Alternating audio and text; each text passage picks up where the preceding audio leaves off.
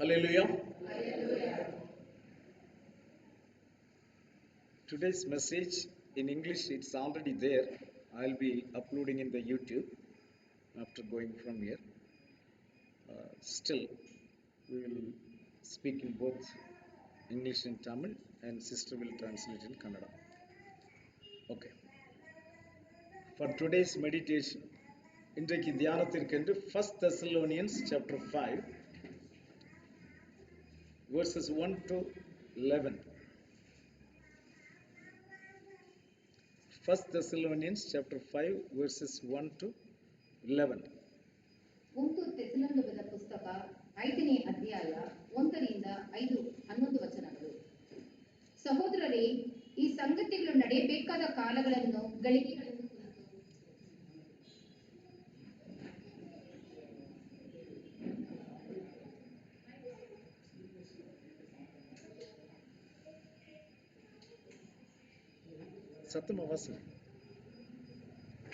ಸಹೋದರರೇ, ಈ ಸಂಗತಿಗಳು ನಡೆಯಬೇಕಾದ ಕಾಲಗಳನ್ನು ಗಳಿಗೆಗಳನ್ನು ಕುರಿತು ನಿಮಗೆ ಬರೆಯುವುದು ಅವಶ್ಯವಿಲ್ಲ. ರಾತ್ರಿ ಕಾಲದಲ್ಲಿ ಕಳ್ಳನು ಹೇಗೆ ಬರುತ್ತಾನೋ ಹಾಗೆಯೇ ಯಾಕೋಬನ ದಿನವು ಬರುವುದೆಂದು ನೀವು ಚೆನ್ನಾಗಿ ತಿಳಿದಿದ್ದೀರಲ್ಲ. ಸಮಾಧಾನವಾಗಿಯೂ ನಿರ್ಭಯವಾಗಿಯೂ ಇರುತ್ತದೆವೆಂದು ಜನರು ಹೇಳುತ್ತಿರುವಾಗಲೇ ಅವರ ಮೇಲೆ ನಾಶನವು ಗರ್ಭಿಣಿಗೆ ಪ್ರಸವ ವೇದನೆಯು ಬರುವ ಪ್ರಕಾರ ಬರುವುದು. ಅವರು ಹೇಗೂ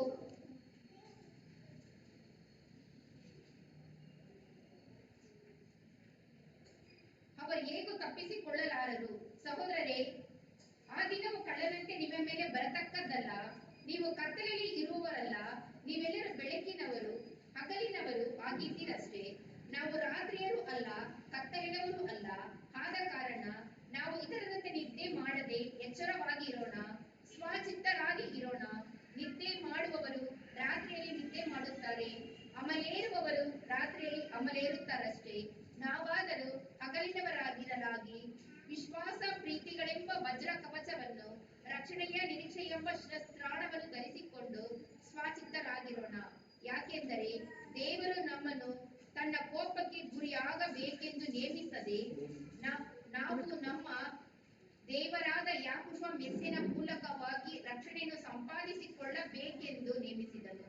ನಾವು ಎಚ್ಚರವಾಗಿದ್ದರೂ ಸರಿಯೇ, ನಿದ್ರೆಯಲ್ಲಿದ್ದರೂ ಸರಿಯೇ, ತನ್ನ ಜೊತೆಯಲ್ಲಿಯೇ ಜೀವಿಸಬೇಕೆಂದು ಆತನು ನಮಗೋಸ್ಕರ ಸತ್ತನು. ಆದುದರಿಂದ ನೀವು ಈಗ ಮಾಡುತ್ತಿರುವ ಪ್ರಕಾರವೇ ಒಬ್ಬರನ್ನೊಬ್ಬರು ಸಂತೈಸಿಕೊಳ್ಳುತ್ತಾ ಒಬ್ಬರ ಭಕ್ತಿಯನ್ನೊಬ್ಬರು ವೃದ್ಧಿ ಮಾಡುತ್ತಾ ಇರಿ. Amen. Hallelujah. So இந்த வசனம் இப்படி ஸ்டார்ட் ஆகுது.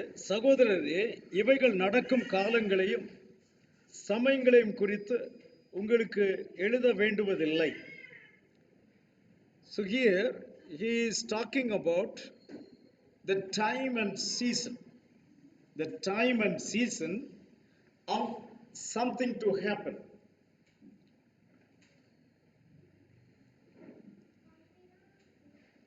So, which time, which season, or which incident he is talking about?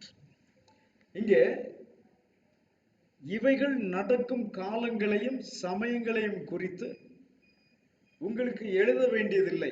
இந்த ஒரே ஒரு லைட் மட்டும் போதும்.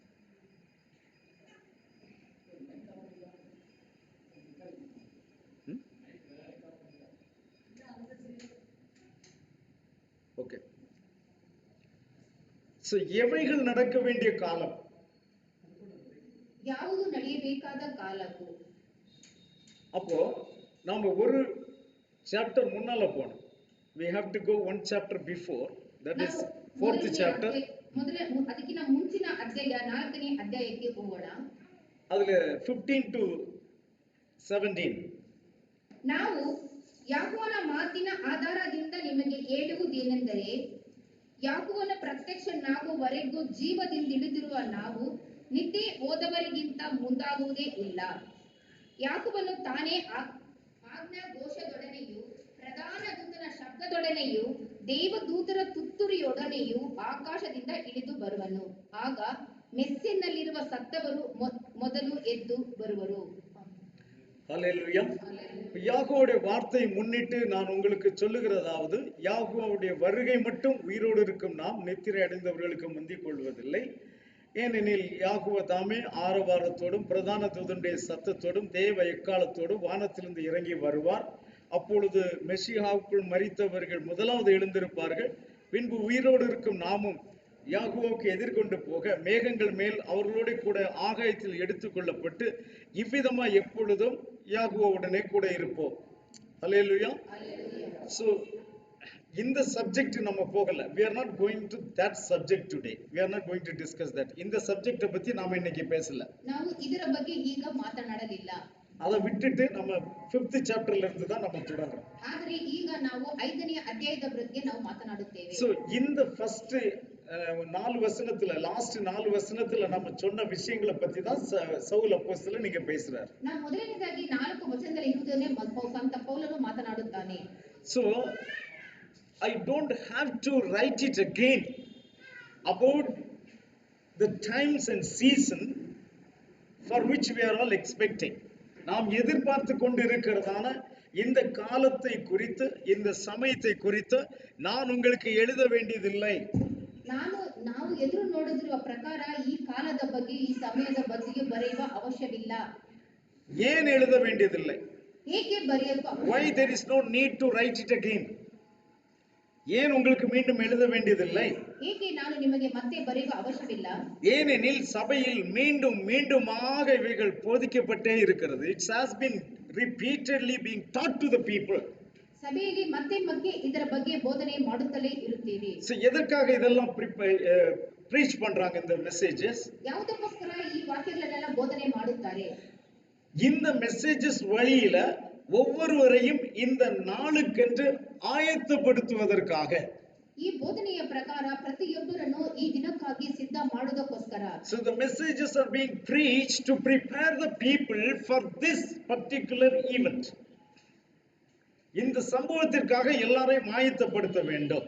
ಈ ಸಂಭವಕ್ಕೋಸ್ಕರ ಎಲ್ಲರನ್ನು ಸಿದ್ಧ ಮಾಡಬೇಕು. So யாருக்கு மீண்டும் எழுத வேண்டிய அவசியம் இல்லைங்கிறாரு. To whom there is no need to write again.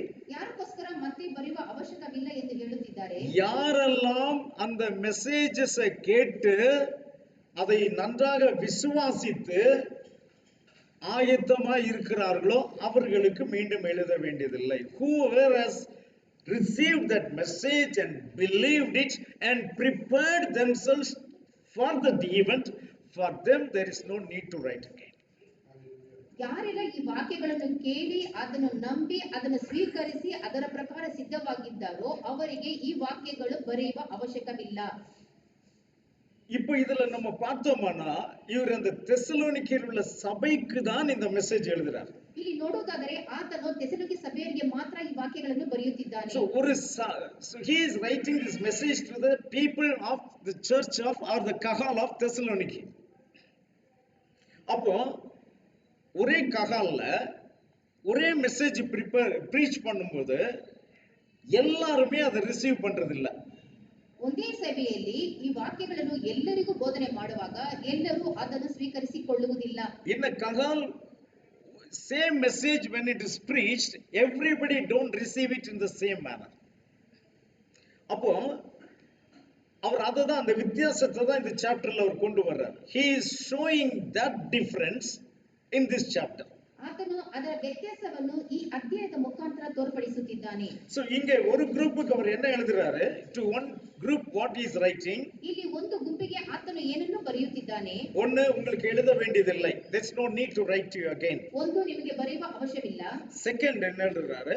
ಎರಡನೇದು ಯಾವುದನ್ನು ಬರೆಯುತ್ತಾನೆ? இரவிலே திருடன் வருகிற விதமாய் யாகோவுடைய நாள் வரும் என்று நீங்களே நன்றாய் அறிந்திருக்கிறீர்கள்.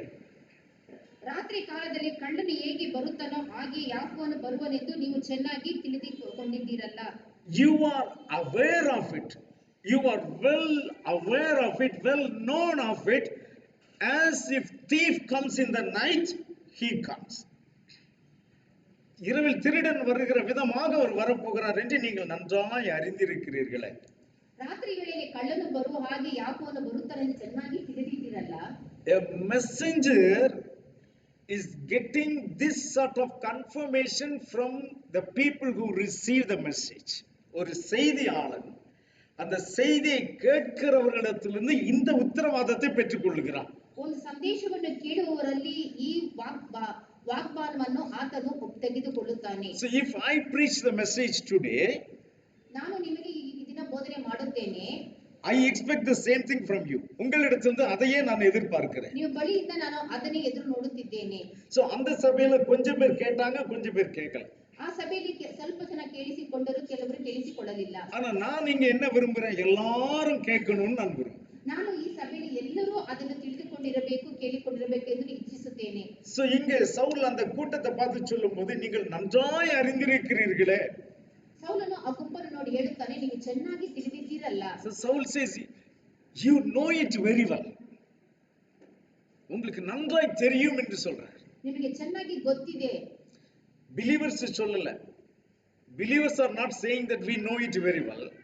ದೇವರ ಮೇಲೆ ನಂಬಿಕೆ ಇಟ್ಟಿರೋ ಬಗ್ಗೆ ಆತನು ಹೇಳಲಿಲ್ಲ. But the messenger is telling about the believers. ಬೋಧನೆ ಮಾಡುವವರು ಹೇಳುತ್ತಿದ್ದಾನೆ. Hallelujah. Hallelujah. That should be the real kahal. ಅದೇ ನಿಜವಾದ ಸಭೆಯಾಗಿದೆ. அதுதான் நல்ல ககால், அதுதான் நல்ல விசுவாசிகள். ಅದೇ ಒಳ್ಳೆಯ ಸಭೆ, ಅದೇ ಒಳ್ಳೆಯ ವಿಶ್ವಾಸಿಯಾಗಿರುತ್ತಾರೆ. But third verseல வரும்போது, when it comes to the third verse, சமாதானமும் சௌக்கியமும் உண்டென்று அவர்கள் சொல்லும்போது, when they say there is peace and safety, sudden destruction comes upon them. அவர்களுக்கு சமாதானமும் சௌக்கியமும் உண்டென்று அவர்கள் சொல்லும் பொழுது சட்டீதியாய் அவர்கள் மேல் ஆபத்து வருகிறது. ಸಮಾಧಾನವಾಗಿಯೂ ನಿರ್ಭಯವಾಗಿಯೂ ಇರುತ್ತೇವೆಂದು ಜನರು ಹೇಳುತ್ತಿರುವಾಗಲೇ ಅವರ ಮೇಲೆ ನಾಶನವು ಬಂದಿದೆ. It's same group of people, ஒரே group people தான். ಎಲ್ಲರೂ ಒಂದೇ ಗುಂಪಿಗೆ ಸೇರಿದವರು. அப்ப அது ஒரே குரூப்ல ஒரு கூட்டம் நல்லா ப்ரிப்பேர்டா இருக்கிறாங்க. ಆದರೆ ಒಂದು ಗುಂಪಿನಲ್ಲಿ ಕೆಲವರು ತುಂಬಾ ಸಿದ್ಧವಾಗಿದ್ದಾರೆ. ஆனா சிலர் ப்ரிப்பேர்டா இல்ல. ಆದರೆ ಕೆಲವರು ಸಿದ್ಧವಾಗಿಲ್ಲ. சோ அந்த டிஃபரன்ஸ் இந்த தெசலோனிக்கே ககால்ல இருக்குது அப்படிங்கறத அவர் எக்ஸ்பிளைன் பண்றார். ಆ ವ್ಯತ್ಯಾಸ ಈ ತೆಸಲೋನಿಕೆ ಸಭೆಯಲ್ಲಿ ಇದೆ ಎಂದು ಆತನು ಅವರಿಗೆ ತಿಳಿಸಿಕೊಡುತ್ತಿದ್ದಾನೆ. சோ தெசலோனிக்கே சபை எப்படி இருந்தது என்று சவுல் வேறொரு இடத்துல சொல்லுகிறார். ತೆಸಲೋನಿಕೆ ಸಭೆ ಯಾವ ರೀತಿ ಇತ್ತು ಎಂದು ಪೌಲನು ಬೇರೆ ಒಂದು ವಿಷಯದಲ್ಲಿ ಹೇಳುತ್ತಿದ್ದಾನೆ. What was the status of the kahal of Thessaloniki? Saul is telling in some other place. Acts of Apostles chapter 17 verse 11. அப்போஸ்தல நடபடிகள் 17ஆம் அதிகாரம் 11ஆம் வசனம்.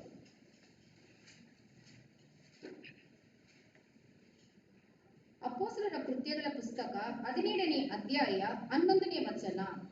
ಆ ಸಭೆಯವರು ಥೆಸಲೋನಿಕದವರ ಸಭೆಯವರಿಗಿಂತ ಸದ್ಗುಣವುಳ್ಳವರಾಗಿದ್ದು ದೇವರ ವಾಕ್ಯವನ್ನು ಶುದ್ಧ ಮನಸ್ಸಿನಿಂದ ಅಂಗೀಕರಿಸಿ ಇವರು ಹೇಳುವ ಮಾತು ಹೌದೋ ಏನೋ ಎಂಬ ವಿಷಯದಲ್ಲಿ ಪ್ರತಿ ದಿನವೂ ಶಾಸ್ತ್ರ ಗ್ರಂಥಗಳನ್ನು ಶೋಧಿಸುತ್ತಿದ್ದರು. தெசலோனிக்கே சபையில் உள்ளவர்களை காட்டிலும் பெரோயா சபையில் உள்ளவர்கள் நல்லவர்களாயிருந்தார்கள். ಈ ಥೆಸಲೋನಿಕ ಸಭೆಯವರಿಗಿಂತ ಬೇರೆ ಸಭೆಯವರು ತುಂಬಾ ಒಳ್ಳೆಯವರಾಗಿದ್ದರು. So the people of the kahal of Beroya were sober minded than the people of Thessaloniki. Hallelujah. Hallelujah. Messenger is same. ವಾಕ್ಯ பிரசங்கம் பண்றவர் ஒரே ஆள் தான். ಈ ಬೋಧನೆ ಮಾಡುವವರು ಒಬ್ಬರೇ. பட் அந்த கண்டிஷன் டிஃபரெண்டா இருக்கு. ಆದರೆ ಅಲ್ಲಿ ವ್ಯತ್ಯಾಸ ಮಾತ್ರ ಬೇರೆ ಬೇರೆಯಾಗಿದೆ. அது தெசலோனிக்கேல இருந்துட்டு போகட்டும். ಅದು ತೆಸಲೋನಿಕೆ ಇದ್ದರೆ ಇರಲಿ. பட் நம்ம சபையில வேண்டாம். ಆದರೆ ನಮ್ಮ ಸಭೆಗೆ ಆ ರೀತಿ ಬೇಡ. Hallelujah. Hallelujah. Let it be there in Thessaloniki but not in our kahal. Hallelujah. Hallelujah. நம்ம ககால்ல எல்லாரும் ஒன்னு போல ப்ரிப்பேர். ಆದರೆ ನಮ್ಮ ಸಭೆಯಲ್ಲಿ ಎಲ್ಲರೂ ಒಂದೇ ಇದಾಗಿ ಸಿದ್ಧವಾಗಿರಬೇಕು. Hallelujah. Hallelujah. ஆமா. So அந்த ஒரு குரூப்புக்கு இது sudden surprise. For one group it is a sudden surprise. ஒரு கூட்டத்துக்கு இது சடன் சர்ப்ரைஸ். ಒಂದು ಗುಂಪಿಗೆ ಮಾತ್ರ ಇದು ತುಂಬಾ ವಿಶೇಷವಾಗಿತ್ತು. ஆனால் இன்னொரு கூட்டம் they are not worried, they are carefree. இன்னொரு கூட்டம் கவலையே படாம இருக்கிறாங்க. ಆದರೆ ಇನ್ನೊಂದು ಗುಂಪು ಅದರ ಬಗ್ಗೆ ಚಿಂತಿಸಲೇ ಇರಲಿಲ್ಲ. அப்ப காரணம் என்ன? ಕಾರಣವೇನು? ஒரு கூட்டம் என்ன வரப்போகிறது என்பதை நன்றாக அறிந்திருக்கிறார்கள். ಒಂದು ಗುಂಪು ಏನು ಬರುತ್ತದೆ ಎಂದು ಚೆನ್ನಾಗಿ ತಿಳಿದಿದ್ದರು.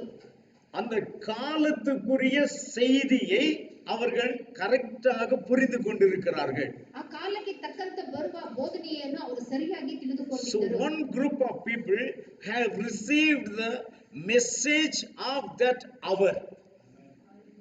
Hallelujah. Hallelujah. So அந்த சந்தர்ப்பத்துக்கு ஏற்ற வசனத்தை அவர்கள் ஏற்றுக்கொண்டபடியினாலே அந்த சந்தர்ப்பத்தை சந்திக்க ஆயத்தமாயிருக்கிறார்கள். ಆ ಸಂದರ್ಭಕ್ಕೆ ತಕ್ಕಂತ ವಾಕ್ಯಗಳನ್ನು ಅವರು ಸ್ವೀಕರಿಸಿದ್ದರಿಂದ ಆ ಸಂದರ್ಭಕ್ಕೆ ತಕ್ಕ ಹಾಗೆ ಅವರು ಸಿದ್ಧವಾಗಿದ್ದರು. So அப்ப அந்த நாள் next fourth verse, அந்த நாள் திருடனை போல உங்களை பிடித்துக் கொள்ளத்தக்கதாக நீங்கள் அந்தகாரத்தில் இருக்கிறவர்கள் அல்லவே.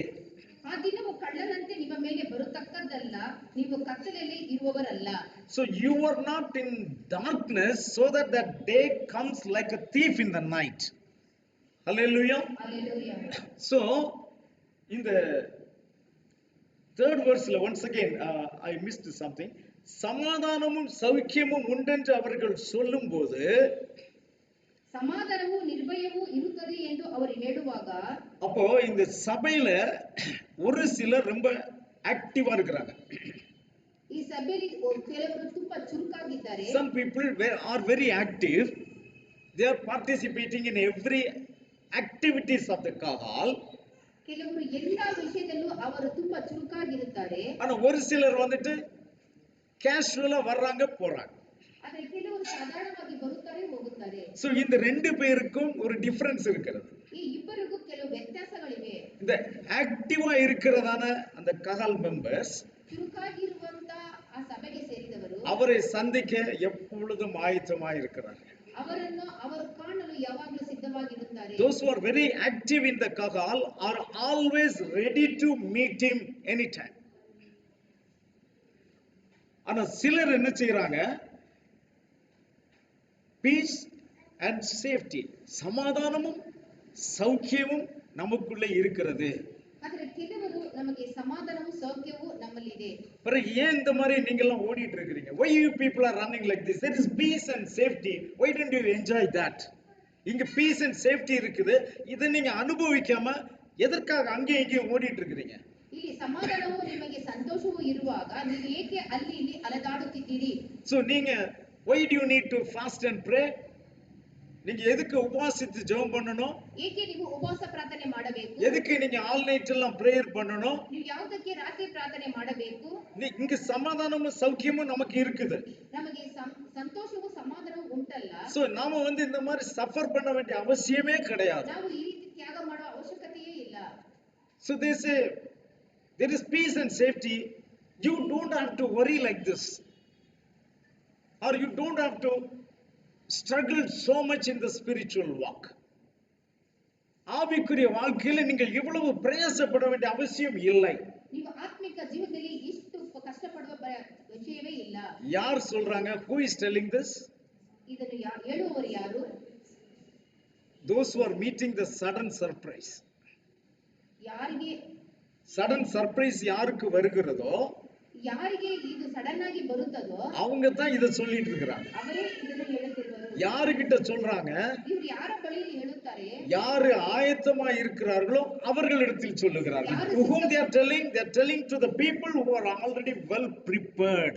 ಯಾರು ಸಿದ್ಧವಾಗಿದ್ದಾರೋ ಅವರ ಬಳಿಯಲ್ಲಿ ಈ ಮಾತನ್ನು ಅವರು ಹೇಳುತ್ತಾರೆ. எதற்காக அவங்களுக்கு சொல்றாங்க? ಯಾವುದಕ್ಕೋಸ್ಕರ ಅವರು ಆ ವಾಕ್ಯಗಳನ್ನು ಅವರಿಗೆ ಹೇಳುತ್ತಾರೆ? Why do they say to those people, those who are active? ಚುರುಕಾಗಿರುವವರ ಬಳಿಯಲ್ಲಿ ಏಕೆ ಈ ವಾಕ್ಯಗಳನ್ನು ಅವರು ಹೇಳುತ್ತಾರೆ? ஏன் சொன்னா இவங்களால அப்படி செய்ய முடியாது. They cannot do like this. ಏಕೆಂದರೆ ಇವರು ಆ ರೀತಿ ಮಾಡಲು ಆಗುವುದಿಲ್ಲ. But when they see these people are doing like this, they are guilty. ಅವರು ಆ ರೀತಿ ಮಾಡುವುದರಿಂದ ಇವರಿಗೆ ಮನಸ್ಸು ನೆಟ್ಟಂತಾಗುತ್ತದೆ. So அதனால இவங்க என்ன பண்றாங்க? ಆದ್ದರಿಂದ ಇವರು ಏನು ಮಾಡುತ್ತಾರೆ? ஏன் பிரதர் யாக்கோ நல்லவர், அவர் எல்லாமே நல்லா தான் வச்சிருக்கிறாரு அப்படின்னு சொல்லி மற்றவங்க கிட்ட சொல்லி, நீங்க இப்படி எல்லாம் ஸ்ட்ரகிள் பண்ண வேண்டிய அவசியம் இல்லை, நாங்க பாருங்க அப்படிங்கிற மாதிரி எல்லாருக்கும் சொல்லுவாங்க. ದೇವರು ಒಳ್ಳೆಯವರು, ಏಕೆ ನೀವು ಇಷ್ಟೊಂದು ಪ್ರಯಾಸ ಪಡುತ್ತೀರಿ, ನೋಡಿ ನಾವು ಚೆನ್ನಾಗಿದ್ದೇವಲ್ಲ ಎಂಬುದಾಗಿ ಅವರಿಗೆ ಇವರು ಹೇಳುತ್ತಾರೆ. There were two groups of virgins. கன்னிகைகள், ரெண்டு விதமான கன்னிகைகள் இருந்தார். ಎರಡು ವಿಧವಾದ ಕನ್ಯೆಯರು ಇದ್ದರು. ஒன்று புத்திசாலியான கன்னிகைகள், ಒಬ್ಬರು ಬುದ್ಧಿವಂತ ಗುಂಪು, ಇನ್ನೊಂದು புத்தி இல்லாத கன்னிகைகள். ಒಬ್ಬರು ಬುದ್ಧಿ ಇಲ್ಲದವರು. 5 virgins, foolish virgins, 5 wise virgins. Okay, remember they are all virgins. ಇವರು ಎಲ್ಲರೂ ಕನ್ಯೆಯರೇ ಆಗಿದ್ದರು. எல்லாருமே கன்னிகைகள் தான். கன்னிகையின் அர்த்தம் என்ன? What does it mean that they are virgins? They are spotless. They are spotless. கரை இல்லாதவர்கள்.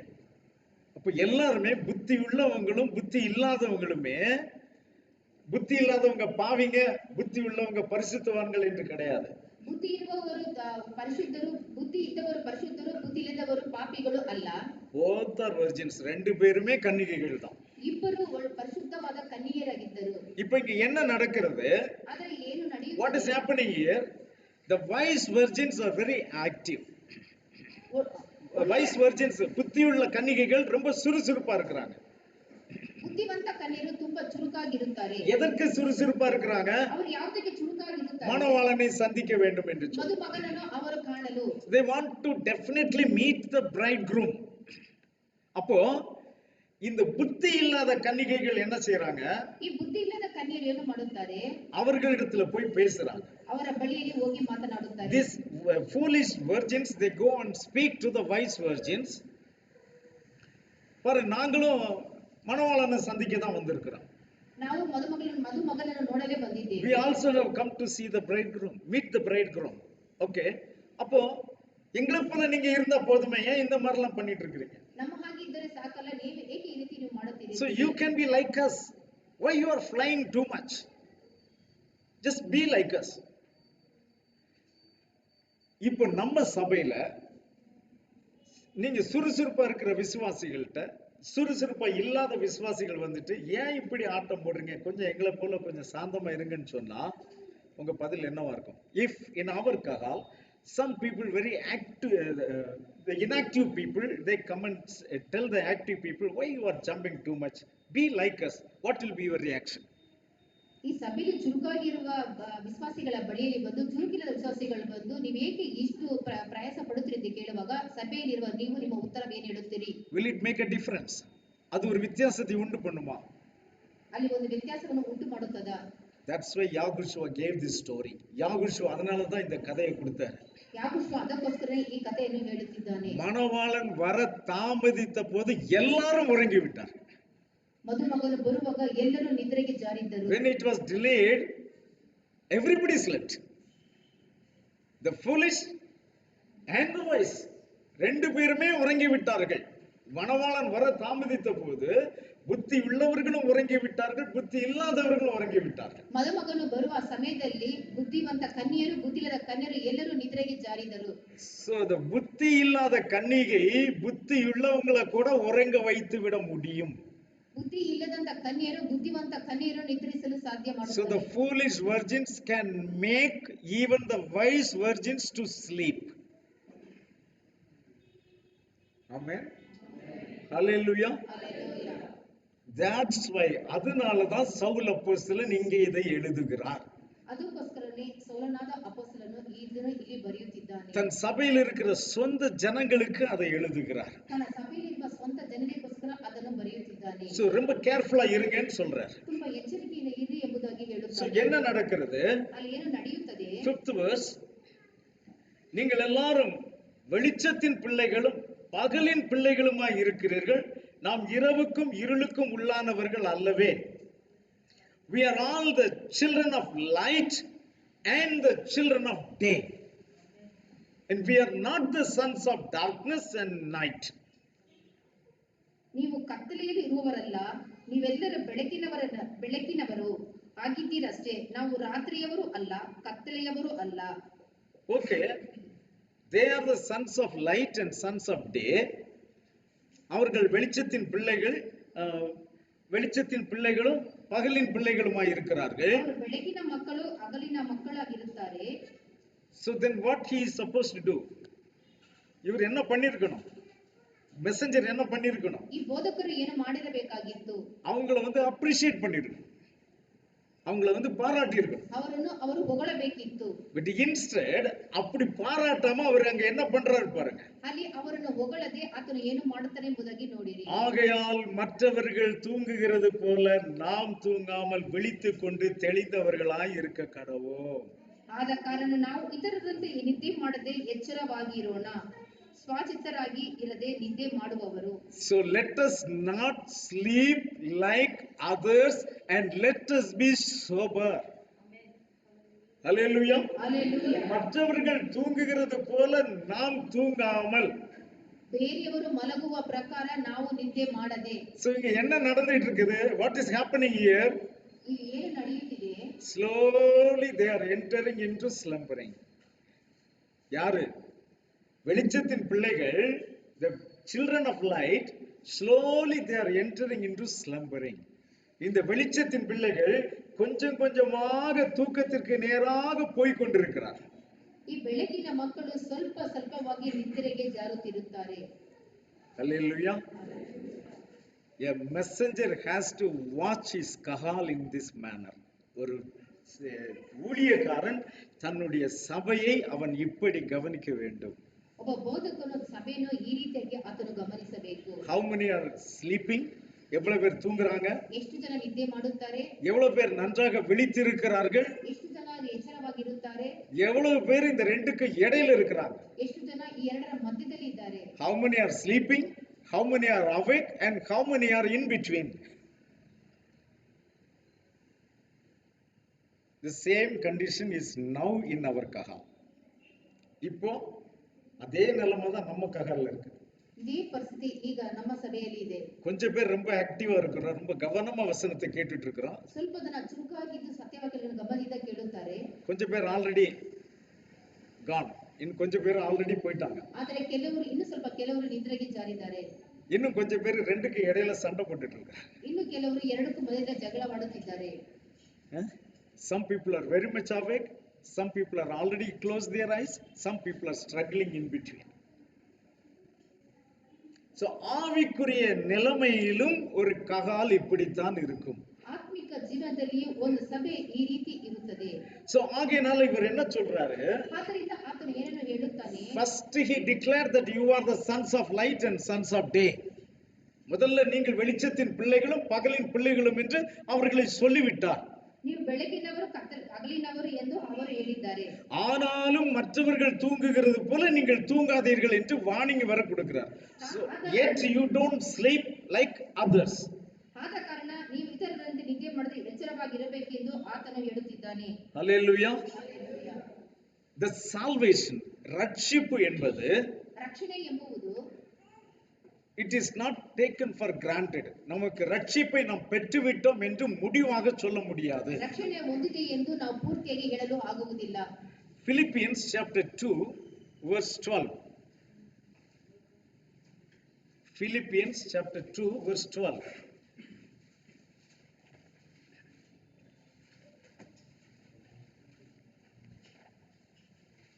ಫಿಲಿಪಿಯರ ಪುಸ್ತಕ 2ನೇ ಅಧ್ಯಾಯ 12ನೇ ವಚನ.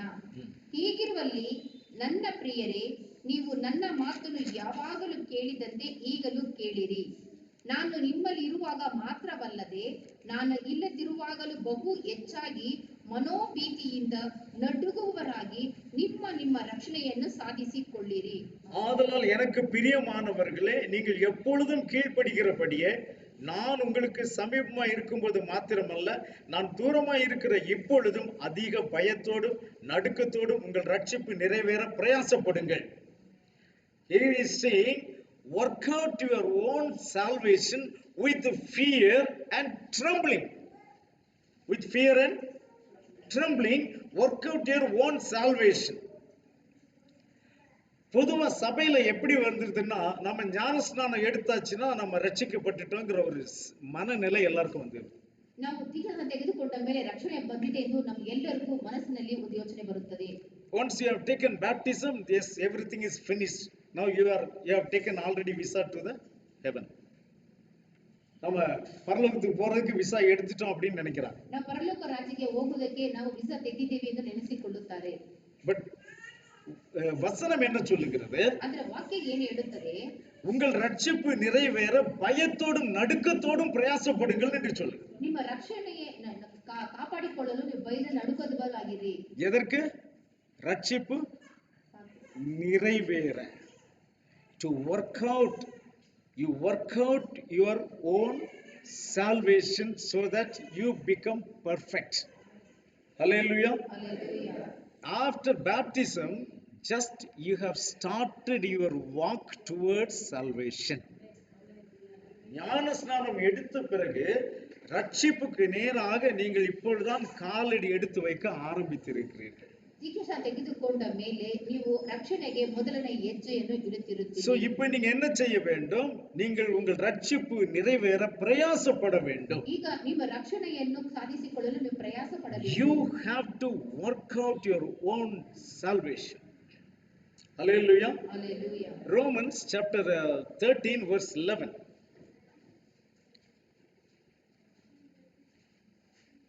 Romans chapter 11 verse 13 verse 11.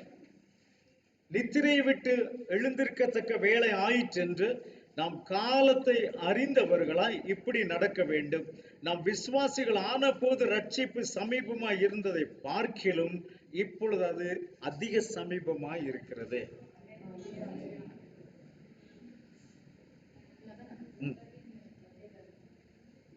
ಈಗಿನ ಕಾಲವು ನಿದ್ದೆಯಿಂದ ಎಚ್ಚರವಾಗತಕ್ಕ ಕಾಲವೆಂದು ಅರಿತು ಇದನ್ನೆಲ್ಲ ಮಾಡಿರಿ. ನಾವು ಮೆಸ್ಸಿನನ್ನು ಮೊದಲು ನಂಬಿದ ಕಾಲದಲ್ಲಿ ಇದ್ದಕ್ಕಿದ್ದಂತೆ ಈಗ ನಮ್ಮ ವಿಮೋಚನೆಯು ಹತ್ತಿರವಾಯಿತು. Hallelujah. Hallelujah.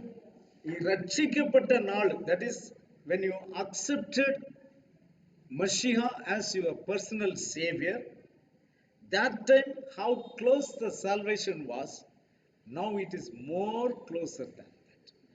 நீங்கள் யாகுஷா மசீகாவே ஜீவனுள்ள தேவன் என்னுடைய இரட்சகர் என்று நீங்கள் ஏற்றுக்கொண்ட நாளில் இருந்ததை காட்டிலும் அந்த ரட்சிப்பு இன்னும் அதிக சமீபமா இருக்கிறது. ನೀವು ಯಾಕೋ ಮೆಸ್ಸಿಯನ್ನು ನಮ್ಮ ರಕ್ಷಕನೆಂದು ಯಾವಾಗ ನೀವು ಸ್ವೀಕರಿಸಿರೋ ಆಗಿನಿಂದ ಇಲ್ಲಿಯ ತನಕ ಅದು ನಮಗೆ ರಕ್ಷಣೆಯ ದಿನವು ಸಮೀಪವಾಗಿದೆ. இந்த verse என்னெல்லாம் சொல்லுது பாருங்க. ಈ ವಾಕ್ಯ ಏನನ್ನ ಹೇಳುತ್ತದೆ ಎಂಬುದಾಗಿ ನೋಡಿರಿ. நித்திரை விட்டு எழுந்திருக்கத்தக்க வேளை ஆயிற்றென்று நாம் காலத்தை அறிந்தவர்களாய் இருக்க வேண்டும்.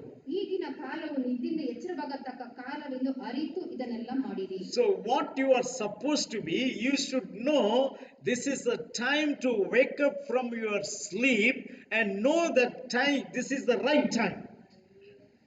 Hallelujah. காலத்தை அறிந்தவர்களாய் நீங்கள் இருக்க வேண்டும். ಕಾಲವನ್ನು ತಿಳಿದವರಾಗಿರಬೇಕು. So ஒவ்வொரு விசுவாசிக்கும் இந்த கடமை உண்டு. ಪ್ರತಿಯೊಬ್ಬ ವಿಶ್ವಾಸಿಗೂ ಈ ಕೆಲಸ ಉಂಟು. Every believer must know his time. எல்லா விசுவாசியும் அவர்கள் காலத்தை கண்டிப்பாக அறிந்திருக்க வேண்டும். ಎಲ್ಲ ನಂಬಿಕೆ ಉಳ್ಳವರು ವಿಶ್ವಾಸಿಗಳು ಈ ಕಾಲವನ್ನು ಚೆನ್ನಾಗಿ ತಿಳಿದುಕೊಂಡಿರಬೇಕು. Luke chapter 12 verse 56. லூக்கா 12ஆம் அதிகாரம் 56ஆம் வசனம்.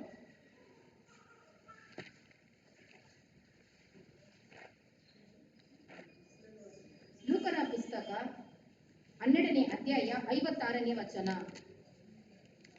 ಭೂಮಿ ಆಕಾಶ ಭಾವವನ್ನು ಶೋಧಿಸುವುದಕ್ಕೆ ನಿಮಗೆ ಗೊತ್ತಿರುವಲ್ಲಿ ಈ ಸಮಯವನ್ನು ಶೋಧಿಸುವುದಕ್ಕೆ ನಿಮಗೆ ಏಕೆ ಗೊತ್ತಿಲ್ಲ?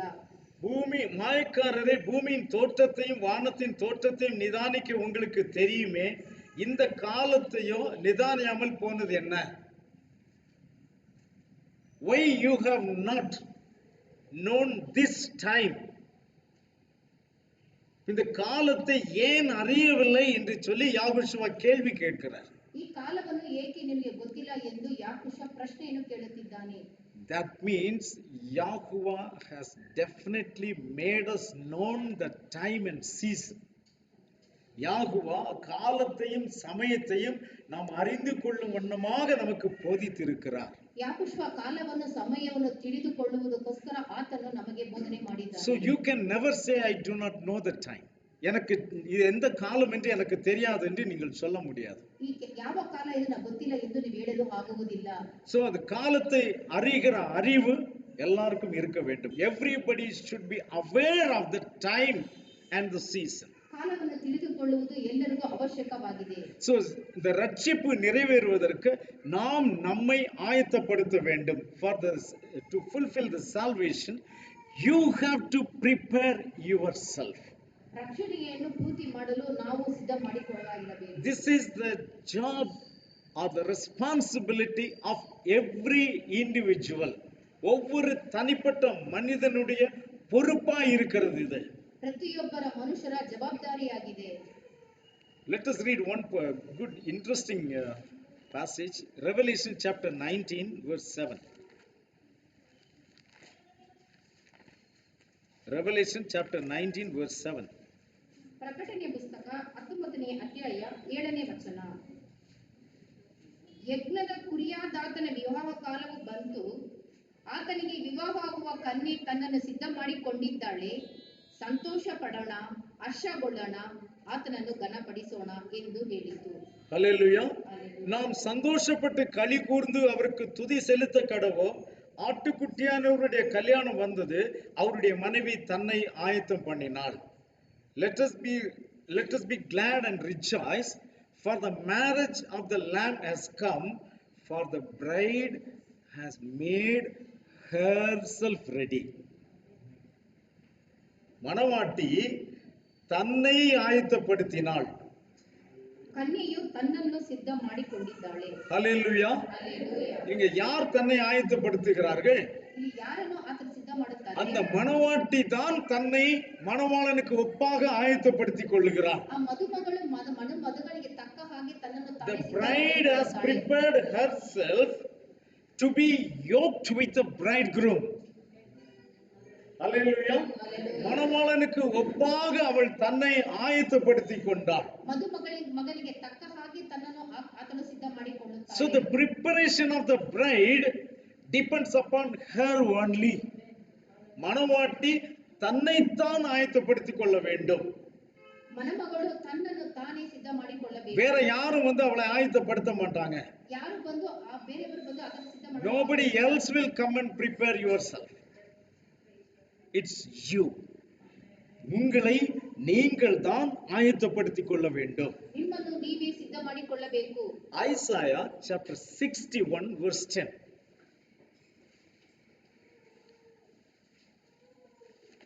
ಯೆಶಾಯ ಪ್ರವಾದಿಯ ಪುಸ್ತಕ 61ನೇ ಅಧ್ಯಾಯ 10ನೇ ವಚನ. ನಾನು ಯಾಕೋಬನಲ್ಲಿ ಪರಮಾನಂದ ಪಡುವೆನು, ನನ್ನ ಆತ್ಮವು ನನ್ನ ದೇವರಲ್ಲಿ ಹಿಗ್ಗುವುದು.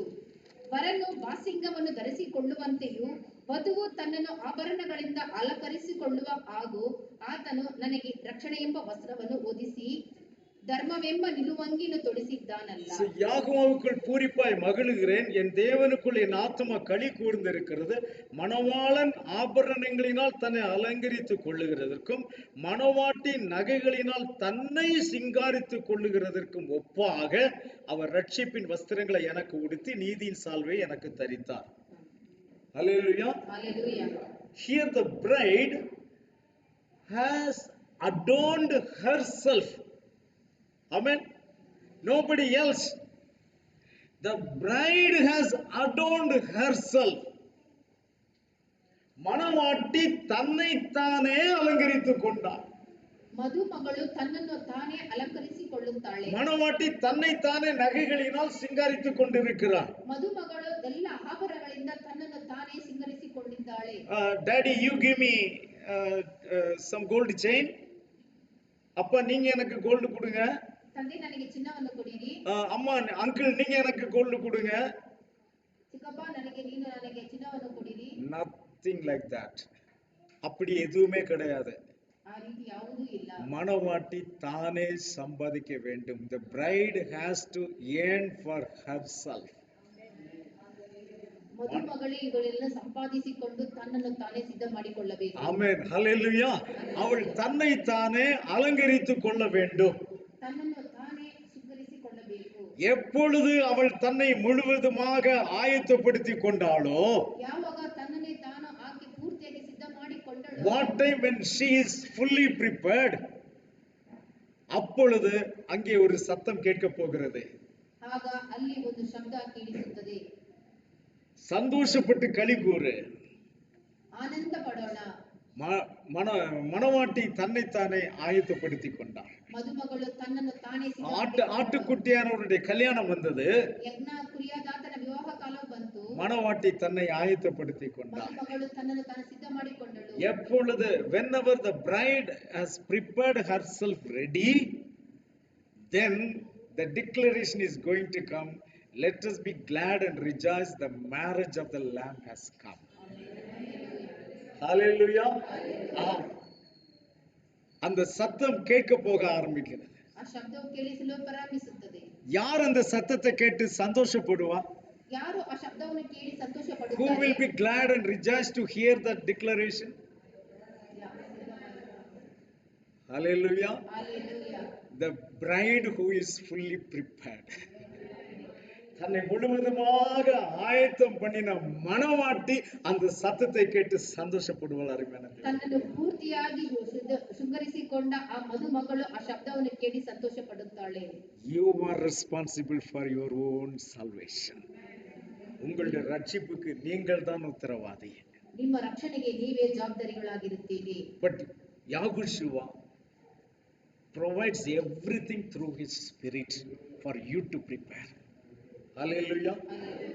யாகுஷுவா மணவாட்டி தன்னை ஆயத்தப்படுத்திக் கொள்வதற்கு பரிசுத்த ஆவியின் மூலமாக சகலத்தையும் கொடுக்கிறார். ಯಾಕುಶ್ವ ಮದುಮಗಳು ತನ್ನನ್ನು ಸಿದ್ಧ ಮಾಡಿಕೊಳ್ಳಕ್ಕೆ ಪವಿತ್ರಾತ್ಮನ ಮೂಲಕ ಎಲ್ಲವನ್ನು ಆತನು ಒದಗಿಸುತ್ತಾನೆ. ஆனால் அவரೇ எடுத்து உன்னை அலங்கரித்துக் கொண்டிருக்க மாட்டார். ಆತನು ತೆಗೆದು ನಮ್ಮನ್ನು ಶೃಂಗರಿಸುವುದಿಲ್ಲ. He is not going to adorn you. You have to do it. நீங்கள் அதை எடுத்து செய்ய வேண்டும். ನೀನೇ ಅದನ್ನು ತೆಗೆದು ಮಾಡಬೇಕು. So பரிசுத்த ஆவி அவர் உங்களுக்கு கொடுத்திருக்கிறார். ಪವಿತ್ರಾತ್ಮನನ್ನು ಆತ ನಿಮಗೆ ಕೊಟ್ಟಿದ್ದಾನೆ. He has given the kadosh work to you. நீங்கள் அதை எடுத்து பயன்படுத்தி உங்களை அலங்கரித்துக் கொள்ள வேண்டும். ನೀವು ಅದನ್ನು ತೆಗೆದು ಉಪಯೋಗಿಸಿ ನಿಮ್ಮನ್ನು ನೀವೇ ಶೃಂಗರಿಸಿಕೊಳ್ಳಬೇಕು. Now whenever you are adorned yourself, when you are fully prepared, you are going to hear that sound. எப்போ நீங்க முழுவதும் ஆயத்தமாகி விட்டீர்களோ, உங்களை முழுவதுமாக அலங்கரித்துக் கொண்டீர்களோ, அந்த சத்தத்தை கேட்க போகிறீர்கள். ನೀವು ಯಾವಾಗ ಸಿದ್ಧವಾಗಿರುತ್ತೀರೋ, ಯಾವಾಗ ನೀವು ಪೂರ್ತಿಯ ಅಲಂಕಾರ ಧರಿಸಿದ್ದೀರೋ, ಆಗ ನೀವು ಆ ಶಬ್ದವನ್ನು ಕೇಳುವಿರಿ. சந்தோஷப்பட்டு கலிகூறு ஆட்டுக்குட்டியானுடைய கல்யாணம் வந்தது. ನೀವು ಸಂತೋಷದಿಂದ ಇರಿ, ಯಜ್ಞನಾಥನ ಕುರಿಯ ಮಗವಾದ ಕಾಲವು ಬಂತು. Let us be glad and rejoice, the marriage of the lamb has come. Hallelujah. Hallelujah. நம்ம சைடுல நம்ம சபையில் அந்த சத்தம் கேட்குமா? Will you be able to hear that sound in our kahal? ನಮ್ಮ ಶಬ್ದಕ್ಕೆ ಆ ರೀತಿ ಶಬ್ದ ಕೇಳುತ್ತದೆ. Hallelujah. Hallelujah. நான் இன்னும் என்னை அலங்கரித்துக் கொள்வேன். I will adorn myself more. ನನ್ನನ್ನು ನಾನು ಇನ್ನೂ ಶೃಂಗರಿಸಿಕೊಳ್ಳುತ್ತೇನೆ. Hallelujah. அந்த சத்தம் கேட்கும் வரைக்கும் நான் என்னை ஆயத்தப்படுத்திக் கொள்ளுவேன். ಆ ಶಬ್ದವನ್ನು ಕೇಳುವ ತನಕ ನನ್ನನ್ನು ನಾನು ಸಿದ್ಧ ಮಾಡಿಕೊಳ್ಳುತ್ತೇನೆ. அது வரைக்கும் நான் தூங்க மாட்டேன். ಅಲ್ಲಿಯ ತನಕ ನಾನು ನಿದ್ದೆ ಹೋಗುವುದಿಲ್ಲ. Till that time I won't sleep or slumber. அந்த நாள் வரைக்கும் நான் தூங்கவோ உறங்கவோ மாட்டேன். ಅಲ್ಲಿಯ ದಿನದ ತನಕ ನಾನು ನಿದ್ರಿಸುವುದಿಲ್ಲ, ತೂಕಡಿಸುವುದಿಲ್ಲ. பகலின் பிள்ளையாக பகலுக்குரிய கிரியைகளை செய்கிறவனாக காணப்படுவேன். As a son of day I will do the works of the day. ನಾನು ಬೆಳಕಿನ ಮಗಳಾಗಿದ್ದು ಬೆಳಕಿನ ಕ್ರಿಯೆಗಳನ್ನು ಮಾಡುವನಾಗಿರುತ್ತೇನೆ. Yahuwah is coming to take such people. அப்படிப்பட்டவர்களை எடுத்துக்கொள்ளும்படியாக யாகுவா வருகிறார். ಅಂತವರನ್ನು ತೆಗೆದುಕೊಳ್ಳುವುದಕ್ಕೋಸ್ಕರ ಯಾಕೋನು ಬರುತ್ತಾನೆ. நீங்கள் ஆயத்தமாக இருக்கிறீர்கள்? ನೀವು ಸಿದ್ಧವಾಗಿದ್ದೀರಾ? Hallelujah. Hallelujah. செய்தி எல்லாருக்கும் கொடுக்கப்பட்டது. The message has been given to everyone. ಸುವಾರ್ತೆ ಎಲ್ಲರಿಗೂ ಸಾರಲ್ಪಡುತ್ತದೆ. So whoever receives that prepares themselves. யார் அதை பெற்றுக் கொள்ளுகிறார்களோ அவர்கள் தங்களை ஆயத்தப்படுத்திக் கொள்ளுகிறார்கள். ಯಾರು ಅದನ್ನು ಸ್ವೀಕರಿಸಿಕೊಳ್ಳುತ್ತಾರೋ ಅವರು ತನ್ನನ್ನು ತಾನೇ ಶೃಂಗರಿಸಿಕೊಳ್ಳುತ್ತಾರೆ. அவர்களுக்கு தான் அந்த சந்தோஷமான சத்தம் கேட்க போகிறது. They are going to receive that glad. ಅವರಿಗೆ ಮಾತ್ರ ಆ ಸಂತೋಷದ ಶಬ್ದವು ಕೇಳಿಸುತ್ತದೆ. So let it be we. நாம அந்த கூட்டத்தில் உள்ளவர்களாக காணப்படுவோம். ನಾವು ಆ ಗುಂಪಿಗೆ ಸೇರಿದವರಾಗಿ ಇರೋಣ. Brother Jason, can you please come forward? We'll pray and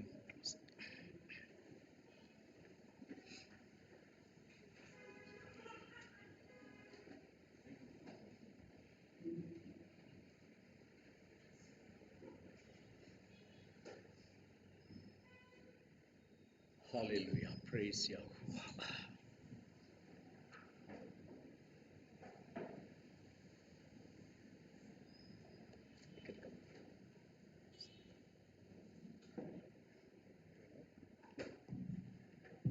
Hallelujah.